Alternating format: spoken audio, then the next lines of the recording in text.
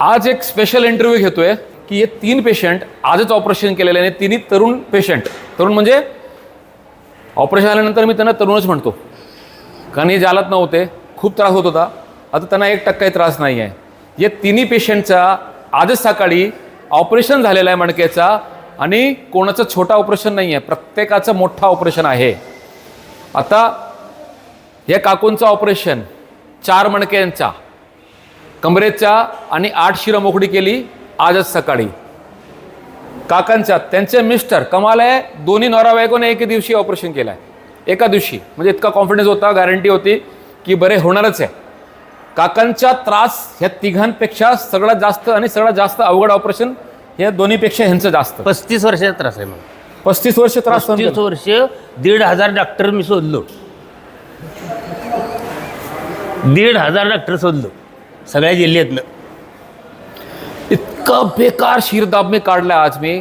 आम्ही आतमधनं दाब कचरा काढत राहिलो, निघत चालला होता. एवढं जास्त शिरदाब होता काकांना की प्रमाणापेक्षाही जास्त.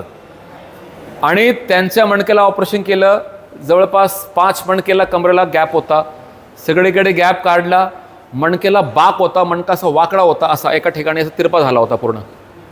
ते मणका पूर्णपणे सरळ करण्यात आला आहे. हे एक अजून सर्वात तरुण पेशंट, वय फक्त 80, जागेवर आले होते. त्यांचे चिरंजीव कुठे आहे? या इकडे. त्यांच्यासोबत 2 शब्द बोलू. खूप गोड स्वभावाचे आहेत. त्या सकाळी मी ऑपरेशन थिएटरमध्ये नेताना मी बोललो होतो, मणका तुटला होता पूर्णपणे, फ्रॅक्चर. त्यांचे मणक्याला सगळे मणकेमध्ये कॅल्शियमच नाही, म्हणजे ठिसूळ मणके, भरपूर मणके दबले, तुटले. एक तर आत्ता तुटला आणि जागेवर होते. जेव्हा परवा दिवशी आले होते तर खुर्चीवर होते, खुर्चीवर होता. असहनीय वेदना. उठताना अशी अवस्था होती की गुडघ्यावरती हात घेऊन उठताना पण कळ येत होती कमरेमध्ये, आई असं चालूच असायचं. थोडं त्याच्यानंतर थोडं चाललं की थोडे चालत होते, पण पुन्हा झोपून उठताना किंवा झोपून उठल्यानंतर बसताना उठताना हा नेहमी असा खूप त्रास व्हायचा, खूप वेदना होत्या. आम्ही खूप लांबून प्रवास करून आलो, इथे आलो, आणि ज्यावेळी MRI वगैरे केला त्यावेळी तर त्या नंतर झोपूनच गेल्या, त्यांना उठताच आलं नाही. व्हीलचेअरवरूनच मग वरती जाऊन ॲडमिट केलं. आणि आज ऑपरेशन केलं आहे. ऑपरेशन करून लगेच काकू चालायला लागली. हो, चला काकू चालून दाखवा जरा पहिले.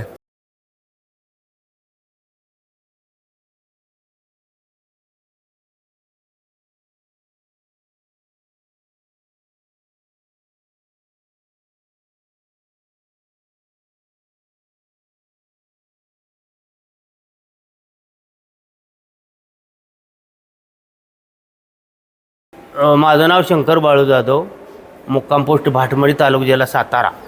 आणि 35-40 वर्ष झाली मी डॉक्टर शोधतोय. आयुर्वेदिक आणखी दुसरं कुठलं बी गावल ते, यांनी सांगितलं की तिकडे जायचं, त्यांनी सांगितलं तिकडे जायचं. 35 वर्ष फिरतोय.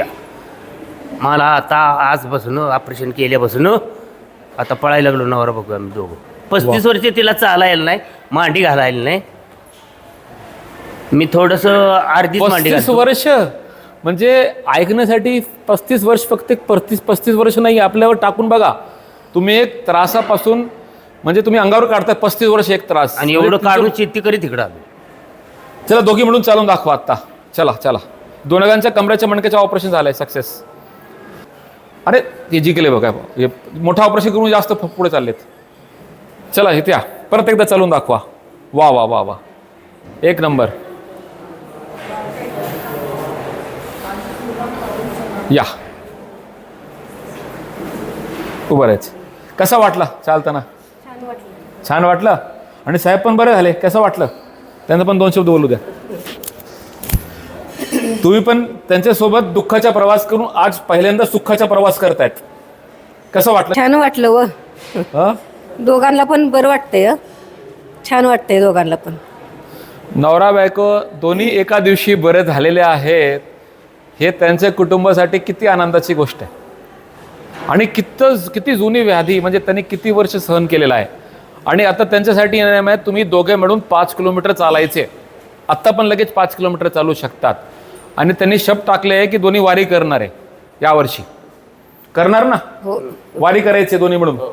आणि त्याचे व्हिडिओ मला टाकून द्यायचे. मला वारीवाले व्हिडिओ मी ते दाखवत असतो ना. मी आमचे पेशंट जे वारी करतात ते मी टाकत असतो, दाखवत असतो.